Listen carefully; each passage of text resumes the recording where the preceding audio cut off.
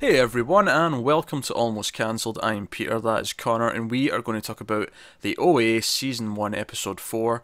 It's called Away. Full spoilers for the episode. And as this episode taught us, Away sounds a lot like OA. And Yeah, it's very unsubtle with that there. yeah, she's discovering her name at one point in the flashback. But this episode starts off with probably the most trippy, out there, insane section of the show Yeah, so far. because for a moment I was like, wait, what's going on? I had to think, I was like, did I finish the last episode? Yeah, I remember she ran off to the edge, got hit in the back of the head, which I think we did forget to mention, but it was just such a like, yeah, we pick it up here. Like, she got hit in the back of the Yeah. head at the end of the last episode, and she seemingly died. She died again, and she was on which because at first when she wakes up, it's like, is she just off the edge of this place? Because it's kind of a beachy shoreline kind of a Yeah, and thing. we never really saw it that clearly because it was all kind of shaky and disoriented. Yeah, but then she notices a door, and there's like a light coming from the Oh, door, and a little porthole kind of window, and yeah, she opens the door, and it's the space room that we seen in episode 1 when she was a kid. yeah, Space room, and she goes in, and it's all very trippy and exotic, and very pretty. You're just sort it of is. you're watching it on the big, you're watching it on a big TV, you're getting all these pretty lights and all that, and Looks it's great in 4K. I'm sure it does. Yeah, Um, and we meet the old woman again, whose name's Katoon, which I remembered this time. I don't know if she got a name in the I first don't episode, recall hearing it in the first episode. but she definitely mentioned it a few times in this one. And she's there again. She comments like how she's grown, she's the same and all that. And before we get to anything else they say, I want to point out that they basically have a conversation that we had in the last review, which I thought was very funny Yeah, I did too. because Katoon says, well, you've got a choice. You can go with. She looks out the window and she's her father. You can go with your father, essentially into the afterlife. This is your ending. Go on towards the light, blah, blah, blah, blah. That usual bollocks. Or you can go back because you want to save the rest of them. And the five of you must work together to achieve this. And she goes, but there's four of us. And I was like, this is exactly the conversation we just We had about. just had this, yeah. Yeah, about the importance of five and how, but wait, there's only four of them, and are we counting Hap? Which I still think might be a possibility that she might mean Hap is the fifth one. It feels like it could be, Yeah, especially I'm leaning more towards that by the end of this episode, to be honest. rather than them getting a new Yeah, person brought in. Yeah, it feels more like that at this point. But so is that. This was actually a really good episode. In that I feel like a lot of big stuff and big advancements happened, but at the same time, I do have to say that as much as it was good that they put this room in the first episode with this woman to set up the weirdness and the LSD yeah, feeling of the whole thing. I will admit, when she handed her a bird and told her to eat it, and then she eats it, and it's like a glowing light coming out of her mouth. yeah. There was a point in somewhere in there where I was like, "What the hell am I watching?" And man, imagine if they hadn't set this up in the first episode. Because I Uh, remember when we did the first review, and I said it was smart that they did it then, so that we could had some like level of what to expect going forward, yeah. and it wasn't just hit out of nowhere. No, it was good they If did that. Yeah, because if this had come out of nowhere, ooh, Yeah. we might have been lost. Because at least the room and the women we'd seen already were there. Yeah. So the absurdity of the bird. Yeah, yeah, we're down to just Yeah, one thing is crazy now, rather than yeah, all of it. yeah. Well, that's not the only crazy thing. The woman, Katoon, removes her like her shawl, and she's got a wing. Well, yeah, there's that too. There's that too. Let's not gloss over that. I mean, the thing is, I kind of just took that with the room because I was like, well, she's clearly weird. Angelic, one might say, at this point, One may indeed. with the white wings, and then she calls Prairie the original. Yeah, Because Prairie asks, "Am I like you?" And she goes, "No, you're the original." So the idea that the title of the show stands for Original Angel is starting to feel kind of lightly at this point. But yeah. Especially with given all the talk of angels we have in this episode in the present day stuff. yeah. Because when she, or even not in the present day, just when she wakes up and goes back into the room with Oh yeah. them, and she says, "Oh yeah, we're all angels." Well, yeah, that too. But there's a lot of discussion as to whether angels are even real or not Yeah, but in the present day. all that's prompted from this story and her Yeah, telling the others that that's what she believes they all are. The four in the room, which it yeah, would imply that anyone who comes back, or I'll be more specific. Anyone who chooses to come back Yeah. is an angel, perhaps. Yeah, that seems likely. Just based on what they've given us so far on the show, that's kind of what I'm saying in it. Yeah, the whole scene's really trippy though, and she makes the choice to go back. And it's when she goes back, of course, that she starts gaining glimpses of vision. We see her, she sees a bit of the light and she's waking up. Yeah, it's that kind of classic kind of fuzzy light shot from that you kind of see a lot in these sort of things. Which is very, very easy to do, by the way. I'm sure it is. Just got to focus. I've done it myself. Well, it's not even just that. I mean, obviously the blackness comes from the editing and just fading to black, but yeah, just the way you slowly come into focus from nothing kind of thing. It's a really simple trick, but it's actually really effective because it is a lot like... It is effective if you use it right. Yeah. But can you think of an example where it's not being used effective? Off the top of my head, no. But I remember, I know in the past I've felt like it's been overused, which kind of makes it lose its effectiveness. What did you watch where there was like multiple characters waking up and with this effect? I don't remember now, but I remember I've thought it in the past. I'm not doubting you. I'm just trying to think of an example. I can't think of the specific thing, but I know like I have felt it. It might even be in like a cartoon or something like that, to be honest, where they kind of play the same effect in animated stuff, but it was the same. The same principle applies. All right. Okay. So. She wakes up and he takes her back down to the room, and she has the revelation that she can see, or she's already kind of figuring it out because she's seeing the lights again in the ceiling, and she's like seeing more stuff, and she sort of like confirms to the other three that she can see now, that she has her vision back, and they realize this, and this is why they probably immediately just don't. Well, I mean, Dickhead does. Scott, he does kind of dismiss it immediately, but the other two don't immediately dismiss it because, oh wait, this is actually kind of a miracle thing that just happened. She's got her eyesight back. Well, Yeah. Your chronic hiccups there come in at nice timing. There a little bit. It was just so I was trying to speak. Yeah. But, no, so... And the funny thing is I feel like so much happened in this episode that I almost forgot about all of this by the time I got to the end. Yeah, I know what you mean. Because there was so much of the rest of it, and this is where she says they're angels, and this is when we come back into the present day. And we see everyone else's reaction to this, and we see Betty like says, I wish I'd met you sooner, and we see that this actually encourages her to go and deal with her brother's will and all of those arrangements she has to make. Yeah, the idea of, how we've been talking about self-acceptance and dealing with their personal issues. This is kind of the first case of it happening. Maybe not fully, but she's started the process. What I like about the most, though, is not even her dealing with it, is that she uses Steve and Jesse to help her, because she needs a van. It's like a support group sort of thing. Yeah, and they help her out, and there's those scenes where they're at, the brother's place from rehab, and they're clearing up his things, and Steve puts on the outfit, and it's a funny moment where you think she's going to get too upset about it, and she does kind of get upset about it, but it does this sort of like yin-yang, like seesaw thing back and forth, where he thinks it's funny, she looks upset, he gets a little bit and then she kind of sees the absurdity of it. Yeah, then she kind of smiles, so he smiles again, and then she gets upset again, and then he looks as if he's, oh shit, I've upset her, kind of thing. Yeah. Like, it goes back and forth, and I think I like that because it's kind of, it feels a bit more realistic that it's not just like one and done. It is kind of a roller coaster of like awkwardness where you're not sure how you're making the other person feel, so you're trying to like recalibrate. And it's just constant. Yeah. That also led to the nice chat with the when he plays the music. He was like, "Oh, if you keep doing this, they'll all start taking heroin again." And he just completely misses it. He's like, "Oh wait, is this just for heroin people?" Yeah, and Jesse as well. We get a little bit more with him. He's probably been the one who have not known the least about. I mean, we don't find out too much, but we find out that his mother's dead and he never knew his father. Yeah, and he lives with his sister, and they watch Stranger Things. I think that's what they were watching. I'm sure it was. Oh really? It's just, you see a quick shot and you see like a bite go down, and you see like the wheel of the bike spinning, and you see like a kid like back away, and I think it was Stranger Things. I could be wrong because it was just a quick. Nice little bit of Netflix synergy going on. Well, let's be honest, it's something they didn't have to pay for because Netflix own it. And to be fair, it's kind of thematically similar in places. I can see where you're going with that, yeah. You know, like compared to say other Netflix shows, it's kind of in the wheelhouse.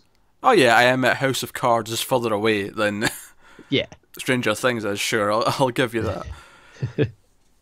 But yeah, so that's kind of the present day stuff. But the other main present day story is that the OA Prairie goes to her FBI counselling that she's agreed to do as part of like getting better, so she won't get sent away. And she turns out to be Riz Ahmed from The Night Of, who's popping up a lot recently. He was in Star Wars just this past week, so you know, seen his face a lot. So I have no problem with seeing him. No, he's there, and he tries to talk her through what's going on. My camera's shaking there. Ignore the cats doing their thing. Bastards. But yeah, and he tries to like talk her through it, and she's like, "No, you just wouldn't believe me. So what's the point?" I think he's an interesting character. I'm not sure what's going to come of these scenes specifically as we go on. It's kind of interesting to me that we're still introducing new like threads in episode 4. Yeah, we're halfway through now, and we're still learning. And we've just introduced a new sort of avenue for storytelling, like a new character, which it's cool, but I wasn't expecting. It's a bold choice, and I feel like they're going to have to work harder to make it pay off. So I hope they manage it. I don't think it'll be an issue. It depends what they want from those scenes. Yeah, I mean it's going to have some sort of payoff, otherwise it wouldn't be there. It's just it satisfactory? I don't necessarily think it'll even be in every episode. I could see us not seeing him again until either the second, last, or finale. Oh yeah, sure. I don't think it'll be too constant. I mean, we've barely seen the parents. I mean, we got a little bit this episode, but yeah, ever since episode 2, they've not been as present as they were. Like episode 1 and 2 was their episodes, and now there was like one scene in this episode of her maybe going to work again. She's reading the book that the journalist had written that they spoke to in episode 1 or 2. I liked how they kind of referenced the idea that she has the hour, like she's sticking to that hour limit. Yeah, she's got a little alarm that goes off, and even like Betty's like, no, it's important you're not late. Like they're all, it's almost like they're helping her again, like that support group idea. Yeah. Which leads into the question, which I don't think we've spoken about much actually, surprisingly. But is all this real? Is this all in her head? Is she a crazy person, and she's just making sense of it? Maybe. It occurred to me these group of people are almost stand-ins for the four of them, for the group in the flashbacks. Mm-hmm.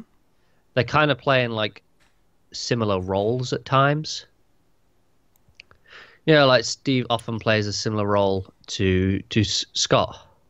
Okay, yeah. There's a few of them where I'm seeing like these parallels where maybe they're chosen for them connecting to these other people rather than just being something about them personally. Which one's Homer? I don't know yet.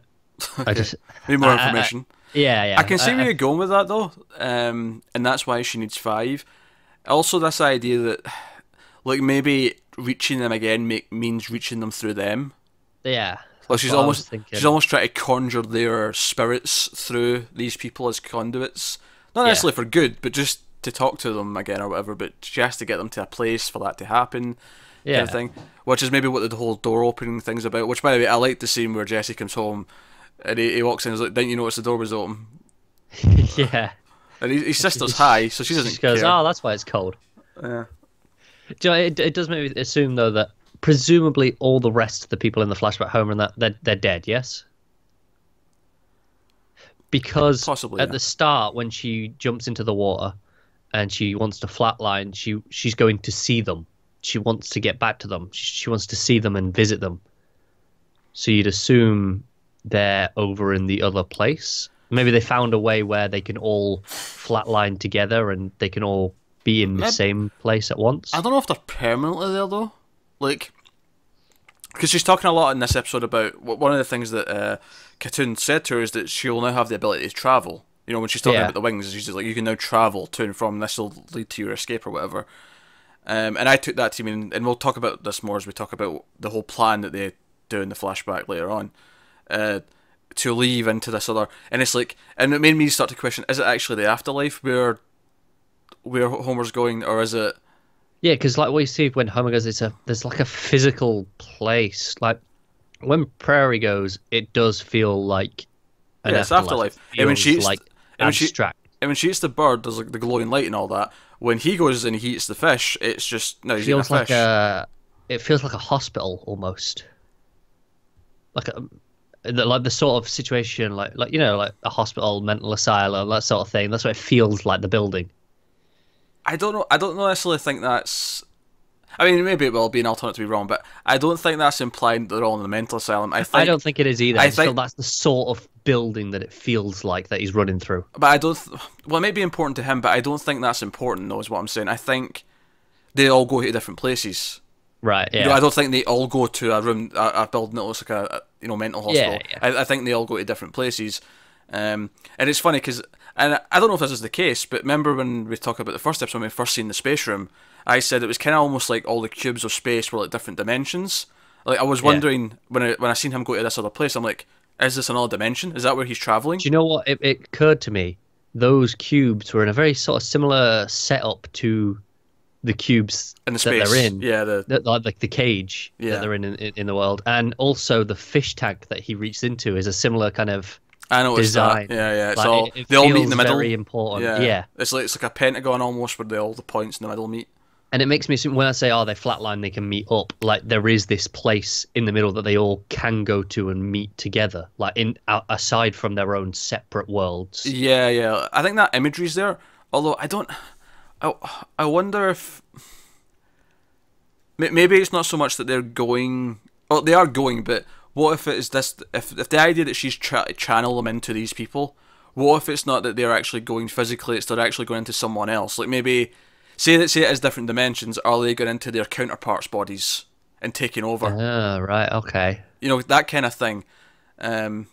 So maybe his counterpart is in a mental hospital, and that's why he like wakes up. You know, when he goes there, he's like in an air duct trying to escape or whatever he's doing. I don't know.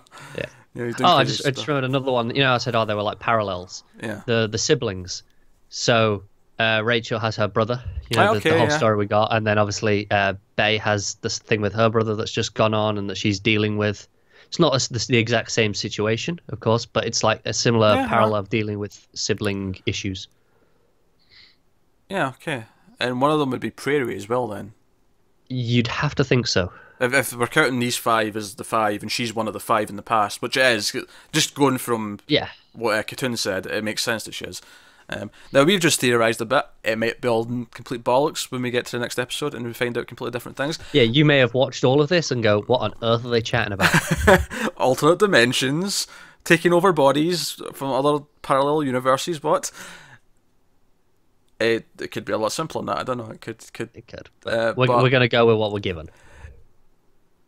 But yeah, so they go back to story time, and you know she continues the story, and this is when we actually get a lot of the 7 year time passage, because we learn that every time Hap takes them away, every time he takes one of them away to do his tests, he always gasses them, and the gas they use, which they explain in the present day, in the when they're sitting around in the attic, Yeah. they explain what that, I can't remember what they called it, but it's a It's like devil something. yeah, it's a real gas where it knocks you out, it makes you compliant and to do stuff, and there's that scene where Scott makes Prairie do stuff, which at first I wasn't thinking that's what, like, I didn't think it was revealing what the gas was doing. I thought it was revealing something weird about her sleep, but Oh no, I got it was the gas. I was just like, uh, I was wondering if it felt like almost he was gonna take advantage of the situation. I don't know, like no, it felt like he wanted to do something with it, like Well, just because he could. no, I thought it was Joe. I thought it was revealing. I thought it was revealing his ability, because Jared Deville came back with something, and we don't know what his Yeah. is. I thought it was revealing, like, when you're asleep, he can control Oh you. yeah, I thought okay. that's what it was doing, but then in the next scene it was like, oh no, it's this gas Do you know that what? makes you do That this. is exactly why I hate these shows. You over theorize, and I'm sure we've just done it for the last 10 Yeah. minutes. But yeah, it's But annoying. that's what I was thinking. I was thinking it was revealing his ability, but obviously the next scene completely, Yeah, threw that out. But no, so they have this plan where they want one of them to stay awake when they get taken away, and Prairie's going to do it, but Scott refuses. He's like, no, I'm not sucking in the gas, because the idea is that the two other people who are in the adjacent cells will suck out the gas, so that the one in the middle who's getting taken doesn't inhale it all and can Yeah. stay awake and experience it. So with Scott not willing, Homer like says, okay, are the girls willing to both suck out the gas so he can go? And obviously they are. So they try it and they fail miserably. Both the girls pass out, on top of Homer also passing out. So it takes months of practice, and they need to wait for him to even pick. Because obviously, I assume they never see him taking anyone else, but at least in this episode. But you assume that he's rotating through them. That's the the implication, isn't it? Because why would he just do one over and over? Yeah, obviously. And which is why it takes so long for them to do it, because they can only practice once every. Well, let's say he does it every day, even. Not every day. If it takes a month to get to Homer, I assume that it's maybe one per week because there's 4 of them. Ah, yeah. And that's why it's like once a month, give or take, that they go through the cycle. But even then, it takes a long time before he even gets out. And the first time he does eventually get out, and he's awake, he's conscious in the wheelchair when he's taken away, and he's still like aware of what's going on. He's pretending to be, a zombie, and like compliant and all the rest of it. We see like and this is when it starts to feel like proper science fiction, because he takes them to this sort of like octagon-looking white room kind of thing. I mean, I say octagon, I mean octagon from the side, not from the top. Like, as if you're going into like a sort of small tunnel almost, the way it looks. Yeah. Almost imagine like the docking station in like an old sci-fi movie. Yeah, it always imagines like like an MRI machine. If you look down it. Yeah, sort of like that. Kinda, yeah, but a lot bigger, obviously. Yeah. Just the general idea. And he straps him up, and he's trying to strap him up, and he, puts oil on him to fit this harness on his neck and all that, and this tank comes down. But as it's going on, he notices his heart rate's increasing, which immediately tells Hap, oh, the gas is wearing off, and he just grabs this like extra spare canister he's got with a little face mask, and knocks him out. Doesn't work, but now it's fantastically tense though, as the mask's coming down. Oh, it is. You can see his reaction, and you can feel his panic even before you hear the heartbeat come in, and then you know exactly what's going on. Everything about all this part of the episode was a mixture of tension, of him pretending to be, because the first time I didn't think he was just going to, the guy, because he does it so casually, like this maybe has happened before, just in a sort of more natural way, where the gas must be wearing off a little bit, I'll dose him again. Like, I think the first time when he's like struggling to like pretend, you're like, oh crap, what's he going to do when he realizes, like, you're kind of worried in that sense. But yeah, so it doesn't work. But he's seen enough. Like, Homer's seen enough. He sees the room and he's seen the harness, and he's like, what the hell's he doing in there? And he didn't. I don't think Hap went into the control room this time, but I think he could probably see it through the window. There's a control room with like all sorts of technology and whatever. Yeah. So. No, we kept doing it. We kept doing it. Years passed. I think at one point she did say 3 or 4 years. Like, so. I think she said 3. Yeah. That rings a bell. So we're at the point now where we're like properly midway through the 7-year gap, maybe a bit over half, if depending how much time's added up from we're maybe up to 5 years by this point, maybe. Yeah, something in that region. And so they keeps trying, and he keeps getting a little bit further, to the point where the tank starts filling up with water, but that's when he proper starts, because it's hard to pretend that you don't care when. Well, yeah, because essentially they're drowning him over and over. Yeah, he's killing them over and over, and he, so he eventually does get it. And it's actually really disturbing when it actually finally happens, and he's conscious for the water filling properly, and then like it was like little kind of earbud spike things that go into his ears. Yeah, but we've got the one where he breaks into the control room as well. And of course, finds out what's going on, because they cause a distraction. Yeah, they cause a distraction, and Hap runs back to check it, and he goes round into the control room and he plays some like video. It's a very common thing for a scientist to do if they're trying to research something or whatever. But Hap keeps video diaries, and he watches a couple of them that are sitting on the desktop. But he finds all these discs labelled for each of them. Yeah, and he puts in one that's labelled Homer, and he hears him shouting out something like he's somewhere else, and he hears what sounds like guards or police saying, "That's not who you are," I think was the sentence they said. Yeah.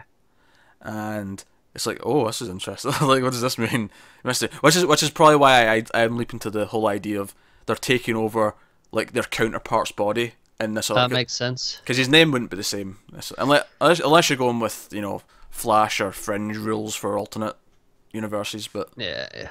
But then there's also, like, on these videos, the idea of what's going on. This is where we learn why he's studying them. Not just what he's trying to do. Like we get the idea that this is what he's Yeah. trying to find out. Where are they going?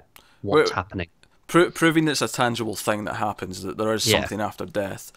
If that, I mean, obviously with Prairie, it feels that way, like we've said, because it is very like afterlife-like, and this is like an angel that seemingly, Yeah. or she could just be delusional.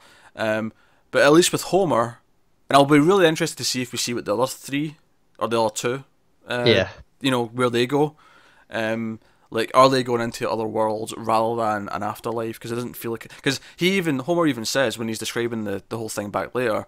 Like the first time he died, he thought, oh, it was a light at the end of the tunnel. But we see, no, he's actually crawling in like above a ceiling, and it's just a light that's like at the end. Yeah. It's not anything.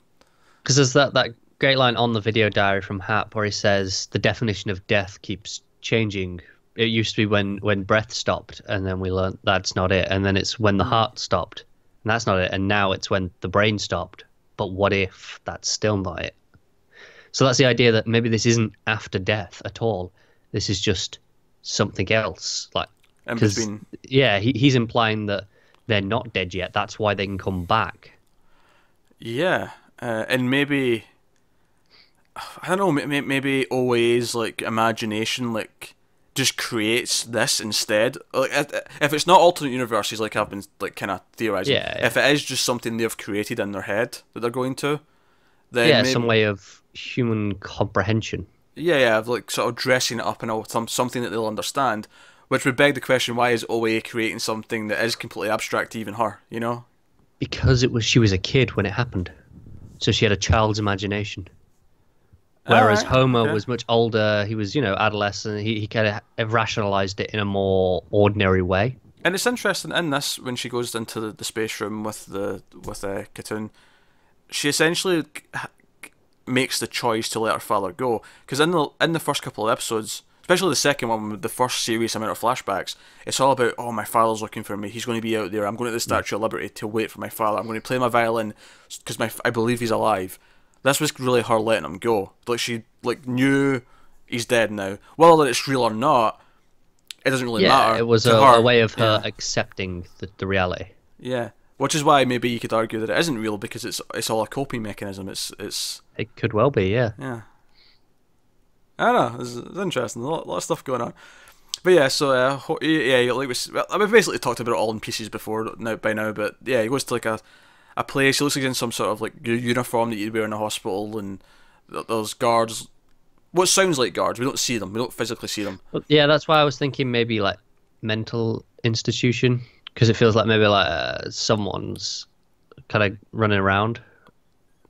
That's what it feels like, but the way he's like running down the hall and all the doors are like locked could just be a mental institute. Don't get me wrong. Like I don't think logically there's anything to say it's not, but it felt kind of dreamlike, like kind of like surreal, like all the doors won't open kind of thing. Yeah. It was more the way it was filmed than anything else, but it made me think of that. Yeah, it was just like the way the walls look, the way like the building itself looked. Like, he goes into that kind of lobby area and the fish tanks there. It kind of feels like something you'd get in that sort of building. It does, but it also feels too clean, if that makes sense. Like it feels too perfectly placed, everything. It's very clinical, isn't it? Yeah. Doesn't feel lived, and I know if it's a hospital, it's supposed to be clinical, but it feels. No, I get what you mean. There's like an extra step further than what it usually would be. Like it feels unreal, Yeah. but not as unreal as space cube rooms and angels. No, it's hard to top that. It's hard to top that. They might find a way. They might. They might get there. I mean, hell, she ate a bird in this one, and that topped what we thought was already pretty out there. And at the end when she's talking to him, and if I have one complaint actually about this episode, other than obviously for some people the bird thing and everything that's suggesting might be too far for them. Fair enough, I get it. But my one complaint would probably be that she kind of, at one point when she's telling the story to the others, she says, "Oh, sometimes like I thought he was just doing it for me rather than for himself." And they almost imply like, "Oh, we're at a point now where there might be feelings between them," and I'm like, But we haven't really seen any yeah, of that. I've not really seen that. We've kind of completely skipped past that. If that's I where we thought are. that, but then I considered maybe it was just her projecting and being selfish. Like she goes, sometimes I thought it was for me. Like just because she wanted it to be. But like just because she wants it to be, nothing more than that. I get that. I think it's just because I think this is more of a meta like expectation from stories than it is what it's actually maybe doing.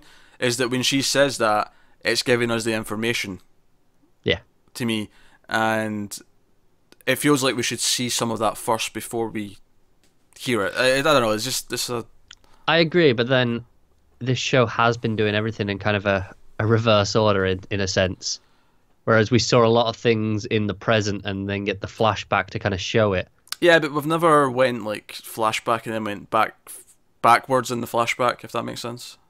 No, but I don't mean rather than that. I just mean it'll tell us and then we'll see it. But no, we won't necessarily see it in the past, but now that we're aware of it, we'll notice it, sort of thing, because it'll show it like that. It's different from all the other stuff, because all the other stuff was like intriguing. It was like, oh, what's this? Why is that happening? What's going on? Whereas this is more like just a normal plot point that we'd be used to from anything else. Yeah, that's fair. So yeah, that's I mean, I don't know where they're going with it. It could be something that leads to nothing, and therefore it would be not even a criticism, but it's something that stuck out. So the episode ends with Homer comes back and he's lying in the bed next to Prairie, and Prairie talks to him about what he experienced, and he's like, it wasn't like what you said. It wasn't this like surreal experience. He can't feel it inside him. Yeah, it's not like what she said. It's not this after this deep, profound experience that she had. And she's like, no, ever since I ate that bird, it's like there's something inside of me wanting to get out. With another name, a truer name that's truer than even our original name that she had when she was in Russia, Nina, I think it was. Something. It sounds like a way, and this is when they have the whole thing where he's like, away. Oh, because at one point I thought they actually just said away because they kept saying it funny. Like they're really sounding it out, and I'm like, all right, okay. It kind of reached that point where if you say a word too many times, it just sounds like it's not a word anymore. Yeah. Kind of did that in the episode. Yeah. So obviously this is her like getting to the idea that this is her name. The OA is her name because she keeps saying to everyone in present day that's what she wants to be called, and this is the journey towards that. Yeah. It feels like it's that journey to self-acceptance. Like she is the OA, but she just kind of doesn't know it yet. Like even she's been told it, she doesn't understand what that is. Whereas by the end of this journey, she will get that and she will have accepted that and kind of. But if she is the original, what does that mean? Does that mean that she's been reincarnated and this is not her first life or not her first body? She's been through many human lives. Or as I speculated a few episodes ago, time shenanigans. Yeah, time shenanigans. That's a possibility. But I feel like if she's the original, and unless this angel's definition of the word original is different from mine, that means she's first. Yeah, unless in this case it's like she was the first real one, like she's the first to work, whereas the other one, because she says, "Oh, am I like you?" and she says, "No, you're the original." Whereas she is the first one to actually work. Whereas, because her wing that we see, it kind of looks broken. Does it? What do you mean work? I don't know what you mean by work. Yeah, like this is. She is the first one to be what she's supposed to be, like in its full self. Whereas she's the first one to go back and fully get this experience. I don't know. What you mean? Nah, I don't know what you mean. I'm trying to think about it. I don't know what you mean. This is the problem when it's all space-time confusing. It's really hard to articulate. I don't know if it's saying that she's the first person to choose to go back. Like maybe like what we knew as like near-death experiences were just always that. They were just nearly dead, and that was it. But she was the first one to like die and come back. And all the other three characters that we've met, they might have all happened after her. So they're all like kind of offshoots to her. Well, timeline-wise, we assume they're after her because they were all older and she was a kid. Well, yeah, I think the only one we're not sure about is Scott, right? We don't know his yet, do we? We don't know his yet. We don't know his yet, but you'd assume it was older. I'm assuming so because obviously we know when Homer's was. Rachel, we know she was driving a car, right? So she had to be a bit older. whereas she was a child. So like, and they're all ballpark in sort of similar age range. Hmm. So if it happened to her when a kid, so chronologically she would be the first of that group at least. Yeah. Which may or may not be important. I don't know. But Yeah, and there's also the idea that Hap says to her he found her by accident, whereas the others he hunted them down. Why them? You think that there's tons of people who have had near-death experiences. What's special about these 3, 4 people, counting August, for that made him track them? Well, maybe I'm wrong, but my assumption before this conversation was that they were just the ones that answered the call. Like he'd put out an ad for people who had done this kind of thing. Maybe, but it's the way he said, I hunted them down. Like yeah, but who's to say he didn't hunt down more? Like what? Why? Like who's to say this is the only? Just true. You know, yeah. Like he could have hunted down dozens and dozens, like looking for stories of near-death experiences. Yeah, that's fair. These are just the 3 that he was able to, lull in and get in false insecurity and whatever. But no, I think that's episode 4. Before we go on any more wild theory tangents, I enjoyed this one a lot. I'm loving the experimentation stuff. I'm loving the what is this place that Homer's going to? Is it the same place as Prairie? Even if some of it is a bit weird. Yeah. I'm enjoying all that kind of stuff. And so no, that's episode 4 of the OA. We'll be back with the next episode very soon. So thank you very much for watching. Let us know what you thought of this one in the comments below. Like and subscribe and all that stuff. It helps us out a lot if you do. We'll see you next time.